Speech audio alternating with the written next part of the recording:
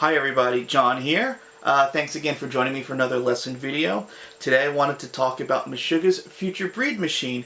Now, if you're a subscriber to this channel, you know that I do a majority of the Alan Holdsworth lesson videos, so we got a lot of jazz guys here, and this is not jazz. This is a very heavy, thrash, proggy kind of song.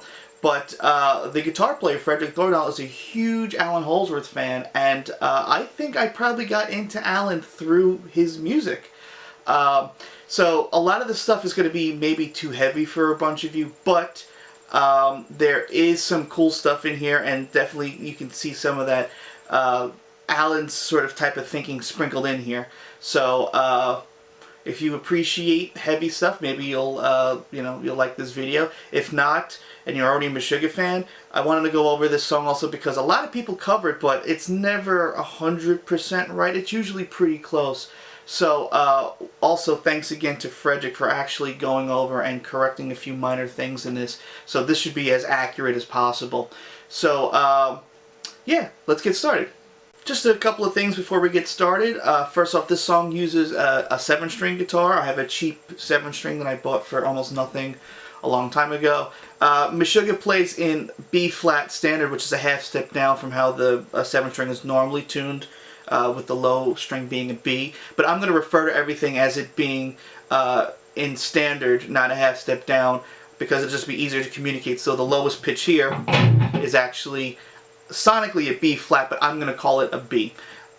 The second thing is also, if you practice this, just go a little easy on it, because I actually gave myself tendinitis playing this song, which is kind of funny because years of playing the Weird Alan stuff never really bothered me, but playing all these power chords for so long was a little tricky, and the song's also pretty fast too.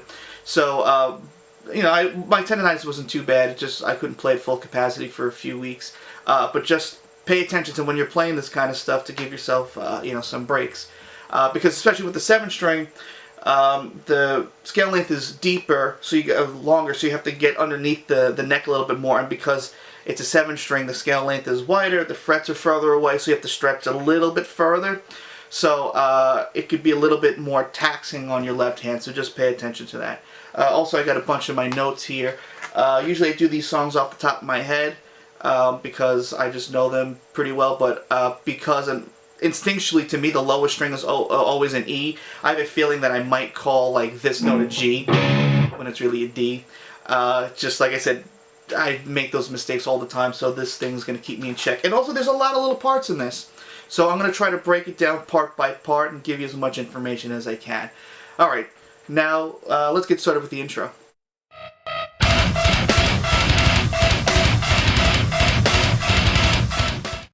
So the intro starts with all those weird machine sounds because it starts off the album, Destroy, Erase, Improve. And very distantly you can hear this minor second interval that gets a little bit louder. And Fredrik there is playing just a minor second interval. It's really an F and an E. And he's using a breath controller. Now I could be wrong with this, but I believe the breath controller almost acts as like a kill switch. So when Fredrik breathes into it, it produces the note, and then when he doesn't breathe into it, it kills the note, which is what gives it that weird staccato effect. So he's just playing, I think, at once and holding it out and using his breath to pulsate, ba ba ba ba. So that happens. I mean, that's what starts the song. Then once the full band kicks in, he moves it up a half step, so now it's F and F sharp, and that happens throughout the entire intro. Now, what the rhythm is for the intro is pretty interesting because it's just one measure of 4/4, but it's how they're playing the low B. So it's 3 notes on the downbeat, but then every beat after that is skipped and you play on the E. So 2E, 3E, 4E. You're always playing a 16th note after where the downbeat is. So the first one's on the downbeat, and then the beat happens, and then you play on E, and then the next beat happens on 3, and then you play on E, and then on 4 you skip that one and play 16th note after that, and then you play 3 16th notes, E and then that repeats like that. And with the metronome, that would sound something like this.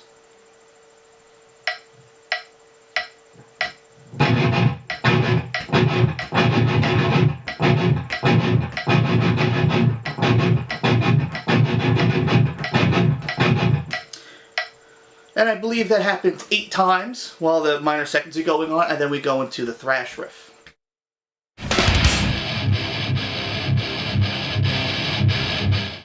Now, if you're familiar with Meshuggah sound, you know that they rely pretty heavily on a polymetric kind of sound, and sometimes polyrhythmic.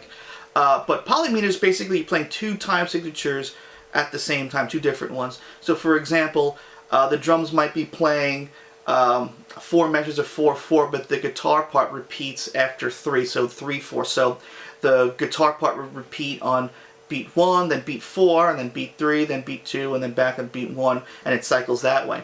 But with Meshuggah, I mean, they do that too, but they really adhere to that 4/4 principle. So sometimes instead of everything syncing up perfectly, you might have a little bit of leftover after the 4 measures of 4/4.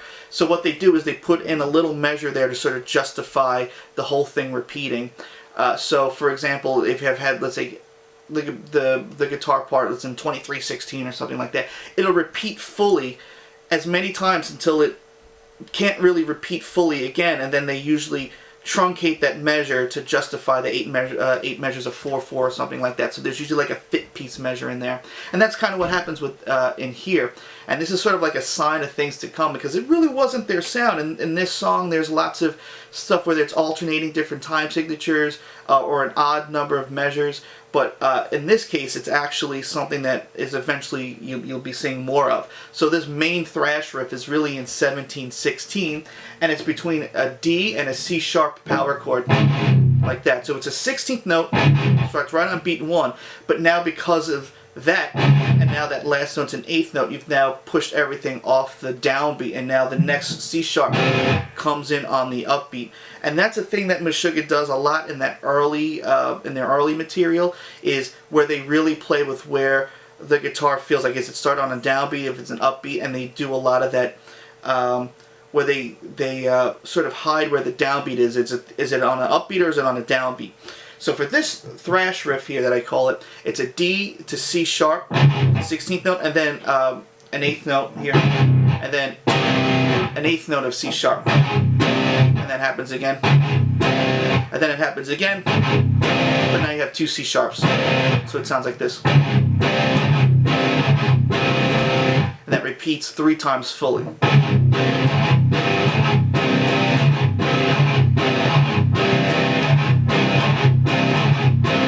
Now the 4th time doesn't repeat fully, so it goes, and then it starts over again. So this is what that whole thing would sound like. Oh, you know what? I'm going to put on the metronome here.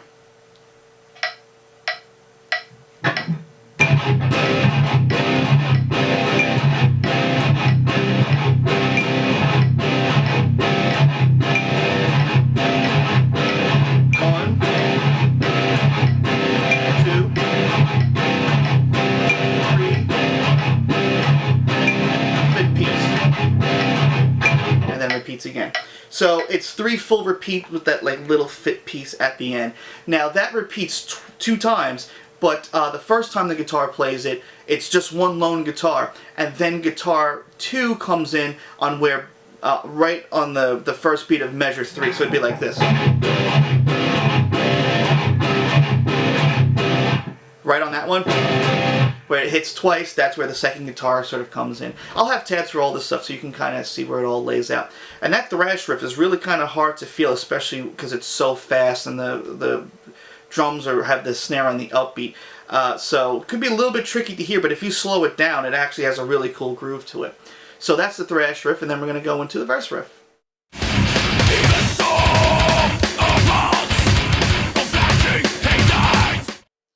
So here's the verse riff. Every time you hear the verse riff, it's always exactly the same. And it's kind of a variation on the thrash riff that we just heard. It's that D to C sharp motif.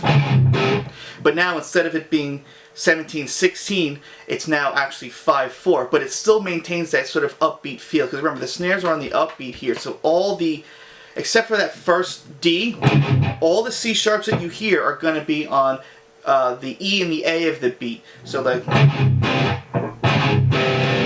it's all on the upbeat, and that's all that really is. It's 5/4, but the C sharps are all on the upbeat, and it's there's a bit of a rest in between the 2 parts. So it's 1, 2, 3, 4. So there's a a one beat rest there, and then it happens again. And then it just extends that riff just a little bit. So 1, 1, 2, 3. 1, 1, 2, 3. 1, 1, 2, 3. So that riff happens 3 times, and at the very end you have one beat of this D to C sharp thing really quick, and then an 8th note of G, and then that just repeats again. So using the metronome, that sounds like this.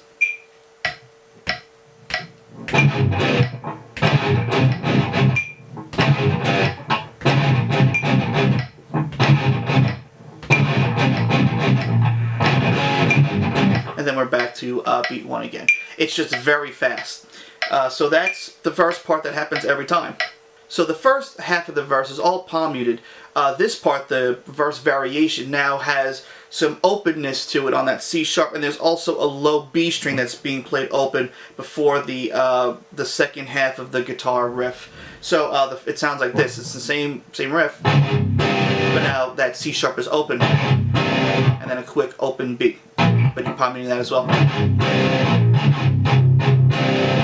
And that repeats the exact same way 3 times, and then the little fit piece of that D to C sharp to G. So with the metronome, it sounds like this.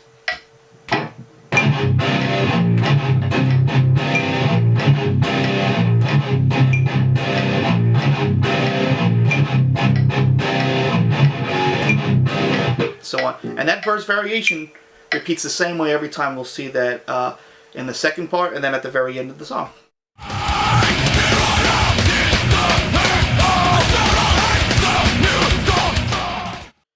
So this is the part of the song that I would call the pre-chorus.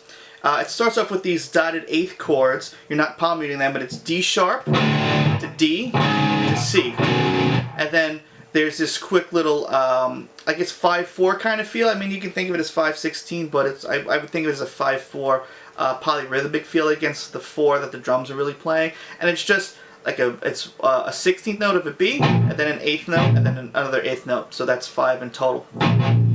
Something like that. So.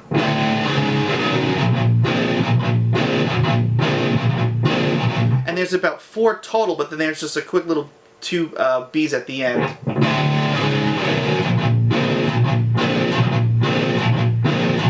And then the second time it's the same exact thing, but now instead of playing 4th fret, 3rd fret, 1st fret, it's 1st fret, 4th fret, 3rd fret. So that's C, D sharp, D.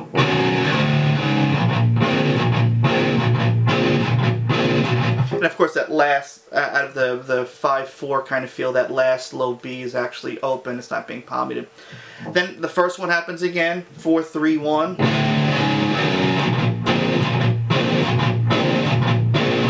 And then this part is exclusive only to this beginning section. This is, a lot of people get this a little wrong because it's really, really hard to hear. But it's actually, you're playing the 6th fret on the low B string, which is an F, and it's still that 5/4 polyrhythmic feel. You're basically going to do it 6 times, and there's an 8th note rest at the end, but it's F, B, B, F, B, 5, and then into the next part. So, with the metronome, that would sound like this.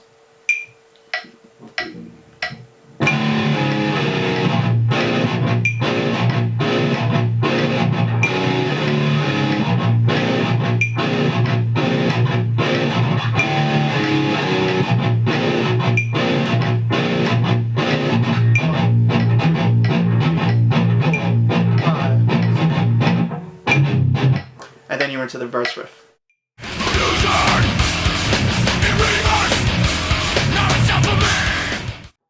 So after the pre-chorus, it goes back to the verse that repeats identically. Then that happens twice, and then the verse variation also happens twice. Then after that comes what I would call the chorus. Now the chorus is a part that a lot of people I've seen, actually I don't think I've seen anyone do it right, and it's no one's fault. It's so hard to hear. Actually, when I talked to Fredrik about it, he just chuckled and said, too fucking fast, I think, because even if you know that this part is here, you still can't even hear it. And I didn't even hear it until I watched them play it live and said, oh, their hands are moving a lot more than I thought. And if you listen to the True Human Design version of it, the Mayhem version, that's a lot slower. If you're having difficulty with the rhythms, I suggest checking out that version because you can really sort of feel the groove to it. You can hear this part much more distinctly, and that's why I went, oh, I totally missed this part. So it's not that anyone really, you know, some of this stuff is so hard to hear. Like I said, even for me, that I know that it's there, I don't always hear it. So this part is actually harmonized between two different guitars where they're harmonizing these upper power chords, but when they're playing the palm muted stuff on the low B string, it's in unison.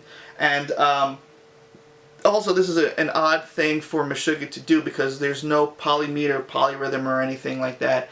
The drums are really following the odd time of the guitar, and it's alternating time signatures. It's going from 5/8 then to 7/8, so the riff adds 2 eighth notes, then back to 5/8, and then to 4/4 or 8/8, which adds now 3 eighth notes to it. So this is Martin's part. It starts off with these dotted eighth notes that are just the F power chord, first fret on the second string on the bottom here, on the E string. And then this is the part that people miss. It's like the verse part. It's a variation of it where you have these quick little switches. So it's actually the second fret to the first fret, and then open B.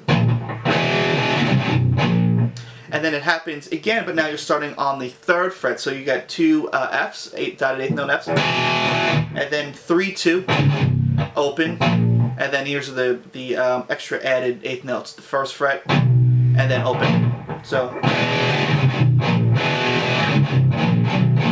and then it does the first one again, and then the last one, the 8/8 one, starts on the fourth fret, so it goes 4/3, but then goes to 2, and then open, 2, and then open. So it sounds like this.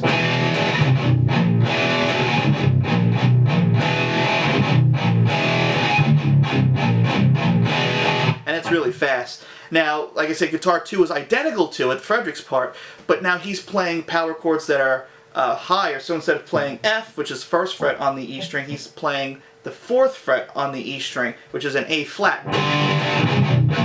And the entire riff is identical on the bottom part. The only difference is it's 3 times of A flat, or the fourth fret. Then it goes to the 5th fret. So what's happening here is that F and then A flat are actually making a minor 7 chord, and then once it goes to A, then it actually sounds like F major 7, which is really cool. Once again, it's really hard to hear, but it's there. So this is what those parts sound like. Alright, well I can't use the metronome for this because I can't alternate the time signatures, but this is what guitar 1 sounds like.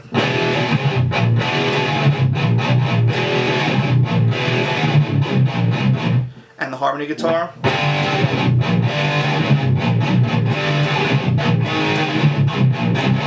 And that repeats 4 times. And like I said, it's really fast. It's really tricky to really get it down.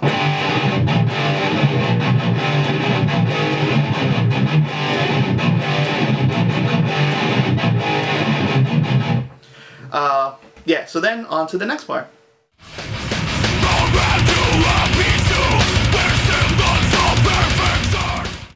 So this is the part that I would call the intro reprise, but it's a little bit different from the intro.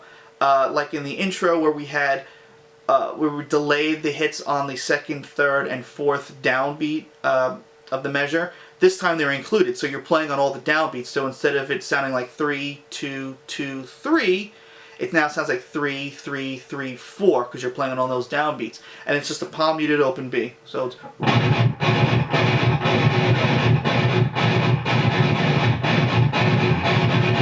Can't get any easier than that. It's fast though, so the right hand is going to be a little tricky to keep up. And eventually you hear the F and F sharp minor seconds like that. And then about halfway through that, to make it more chaotic, it's not on the record, but they do it live like this.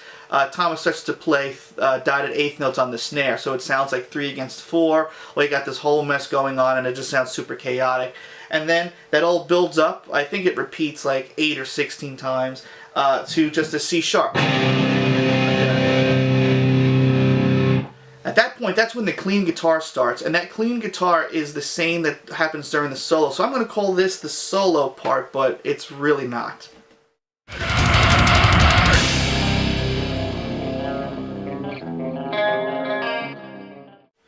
So now I got to talk about the clean guitar part, not the distorted guitar part yet, because the distorted part actually fits what the clean guitar is doing. So I'll go over that first. This part is in 13/8, so it's like 12/8 just with one extra note kind of added. And this is sort of the Allen influence that you're going to hear that I was talking about, where all these chords, they sound really cool, but they don't really have any good functional name, especially that your ear really hears what the root as what the lowest note of the chord is. So naming them could be really hard, and that's one, again, that Allen, like I said, Fredrik is a big Allen Holdsworth fan, and this is kind of in that vein, just not totally, you know, stolen from, just taking this concept and the idea of sort of non-tertiary harmony and using it diatonically or within your key. And in this case, this whole guitar part is completely diatonic to C sharp Phrygian dominant.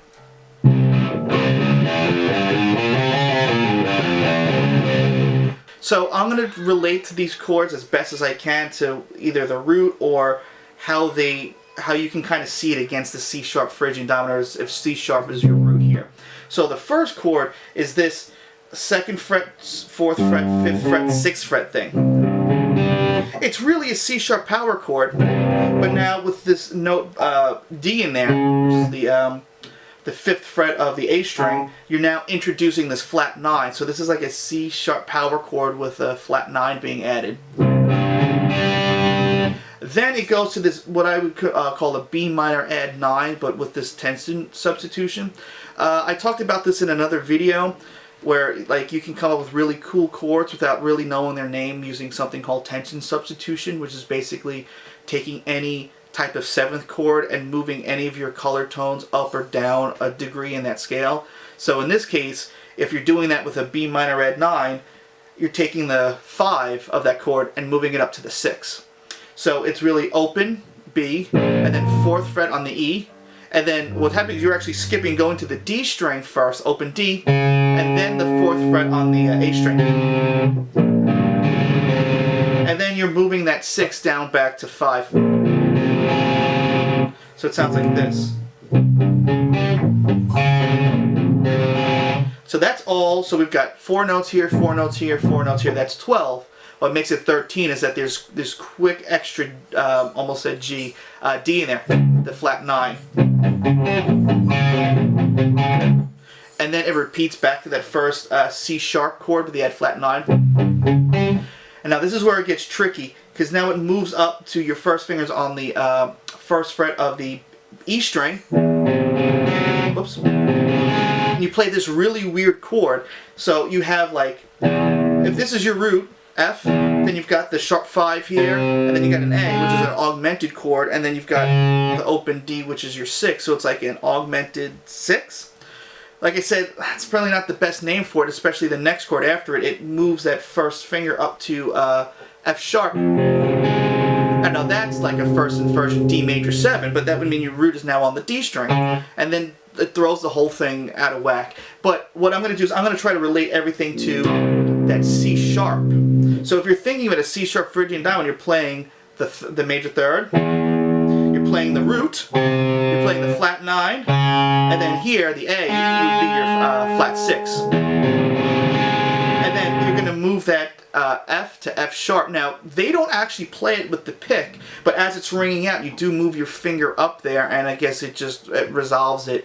One of those like little sneaky things. So, and it's the same exact thing. 1st fret, 4th fret, open D string, 2nd fret on the G, and then you move your first finger up, and then you just play the top 4 strings after that. So that would be 4th fret, open string, open D string, the A on the G string, and then the open B, which would be your flat 7 of the C sharp Phrygian dominant. And then a quick D there, and then it repeats again. There's another thing that people miss, because it's really sneaky, is that after that first part repeats again, when it repeats, that last chord is slightly different in its articulation. Instead of, and going, and the last note being the open B string, it goes. it plays the fourth, it moves your first finger up, you play the fourth fret, but now you play the G string, and then the open B string, and then back to the G string, and then the D. So you're not going straight down with those 4 strings, you're actually alternating, so it sounds like this. Well, this is the first time. Then the second time it's... So that's what that whole thing sounds like. I'll play it on clean guitar and I'll play it slowly so you can hear all the little annoying things that I'm talking about.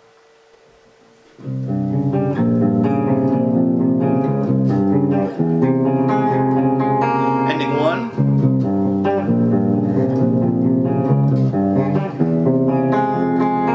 Ending 2.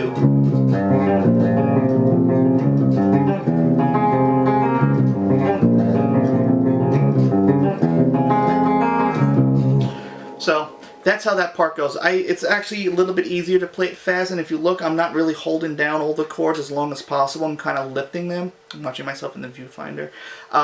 Because of that stretch, it's just really difficult, but when you play it fast and with a lot of reverb and delay, you really don't hear it.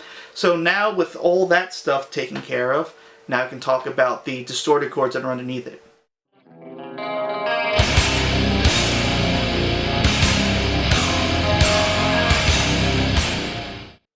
So as you know, at the very end, there's that little quick D note, like that, and that's where the heavy guitar start. It starts with that D, the 3rd fret, and then 2nd fret, and then open. So it's basically following the guitar part,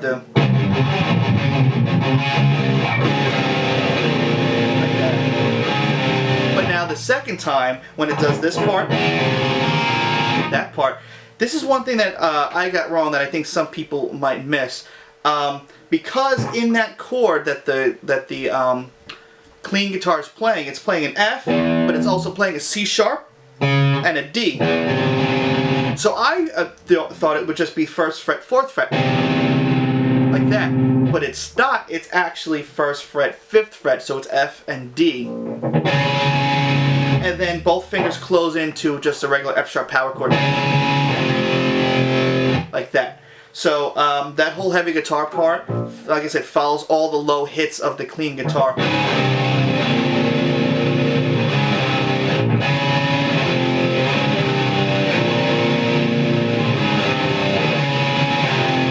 That's definitely one of the little things that Fredrik had to fix, because it's hard to tell and you would assume that it's just playing the same exact thing, but it doesn't.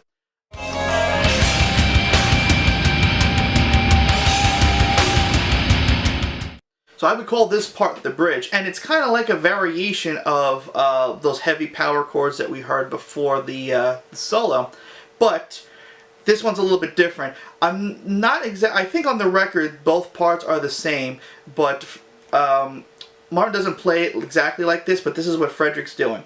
It's the same kind of thing where you're going D, C sharp, B.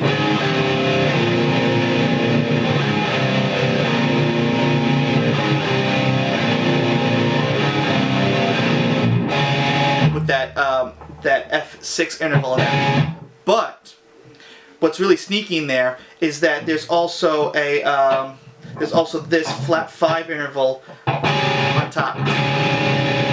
So it's 3, 5, 5, 6. So that's a D flat 5 interval that's being played under all of these chords. So what's happening is you're holding that out and you're just playing the power chords moving on the bottom. So it's D with that flat 5 on the top, and then your first and second finger move down a half step, and then we have that C sharp with the add power chord with the add flat 9 interval, and then a B power chord with that flat 5 on the top. But in this case, that's a minor chord with this note on top, and actually this is a chord that you see in a lot of early Meshuggah stuff. In fact, Vanish starts out like this.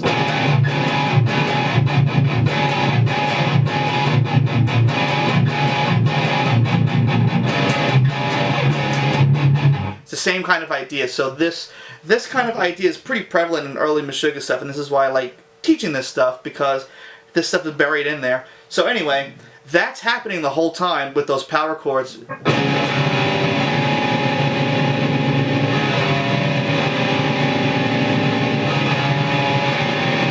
of course, it's actually what's being played is you've got to play that fifth fret, that F on the first fret on the while you're playing that on top. And if you watch Fredrik, he'll start to move his hand like this to play that chord. You can kind of cheat if you wanted to and play the B flat on the low, not the B flat. You can play the F on the 6th fret. See, I did it again, B flat. You can play that F on the B string like this. That's too much for you, but that's what happens.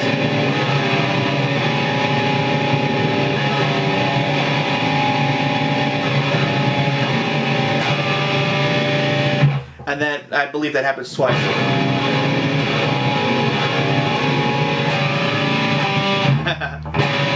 And it makes it even harder because you're playing on a 7-string with a longer scale length, so that stretch is really crazy. Then we go into the breakdown.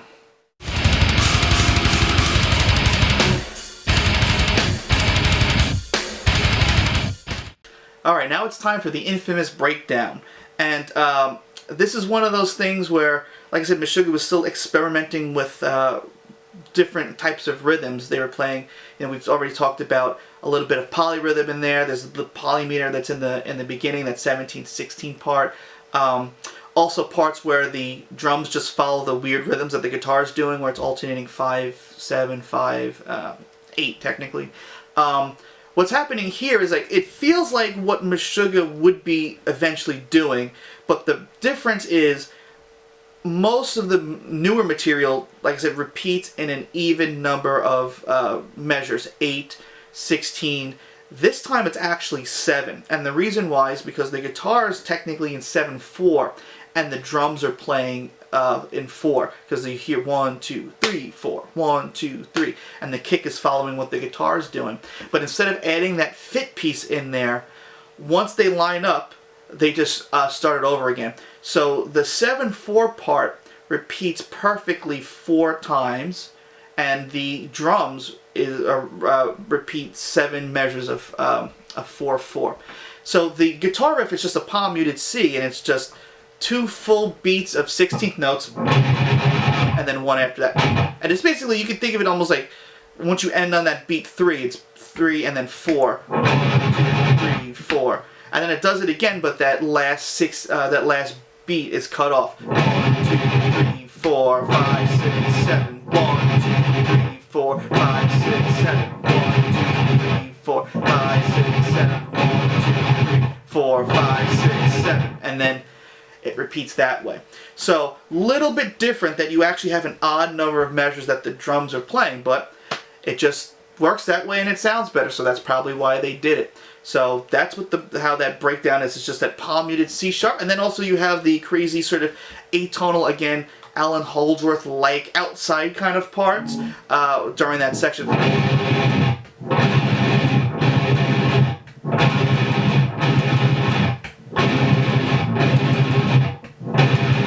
And again, what throws it off is that the snare is on beat 3. It's not playing 7/4, it's playing 4/4. So it still gives that feeling that it's cycling through, but it doesn't add that fit piece in there. It just, once they line up again, just start it over. Then we're going to come to the, I guess, the breakdown variations after that.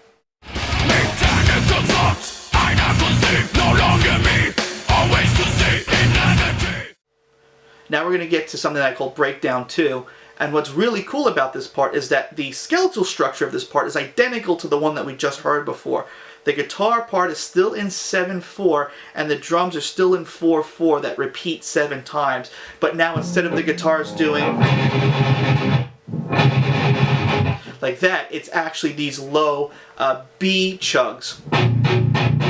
And it's 2 dotted eighths and then 2 eighth notes, I guess you can think of. The last one you can think of as an eighth note or dotted, it makes no difference. And then of course there's that extra rest in there. 1, 2, and then it does the same thing again, but with that extra rest at the end removes. And then repeat.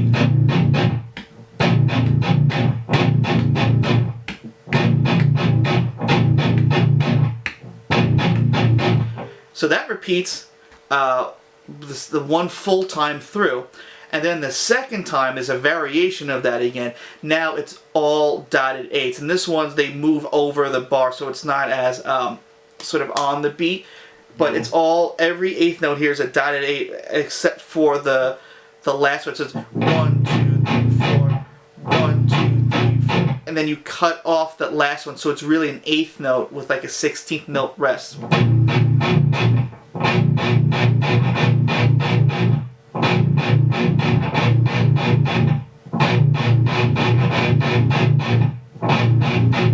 Then the last one is an eighth note, and then that last power chord, I guess, would end on beat 4, and then that holds out for 2 full measures after that. So really cool idea that the breakdown skeleton is basically identical, just different guitar variations of it, where the first one is a little bit more staccato in a way, and then the other one's a little bit more sludgier with this like drunken.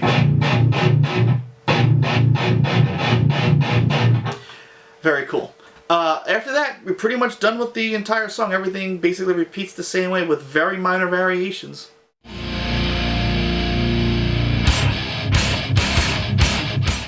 So after that, it goes back to the thrash part.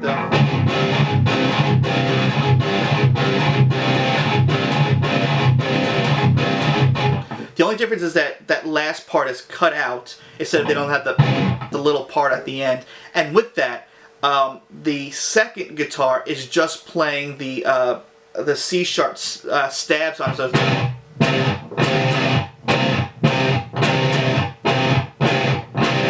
So it's really just playing the second half of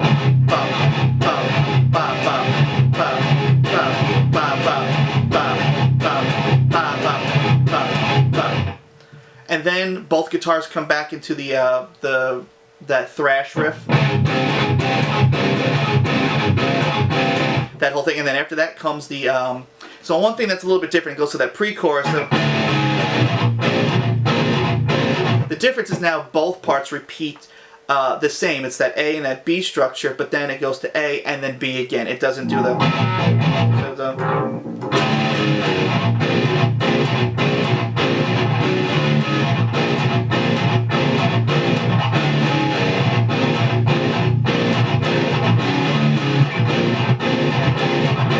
and then goes to the chorus.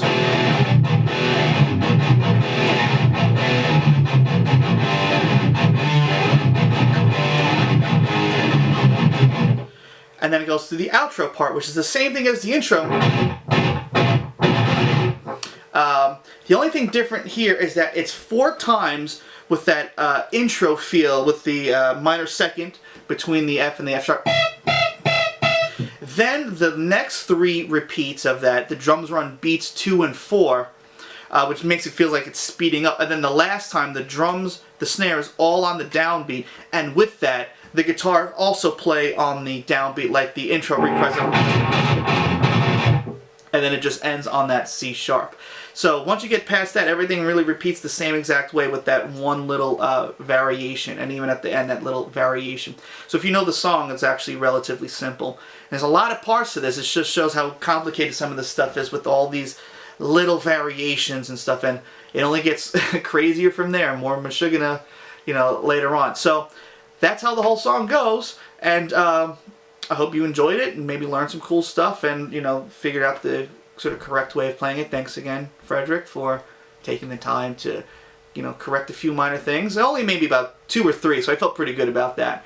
And here's a video of me doing the whole playthrough, so if you just want to watch that to see how the whole song goes, go ahead. I didn't hyper edit it, so I want it to still sound natural, so don't rake me over the coals. It was about you guys learning it, not how great I can play it. So, thanks for watching, and I'll see you again soon.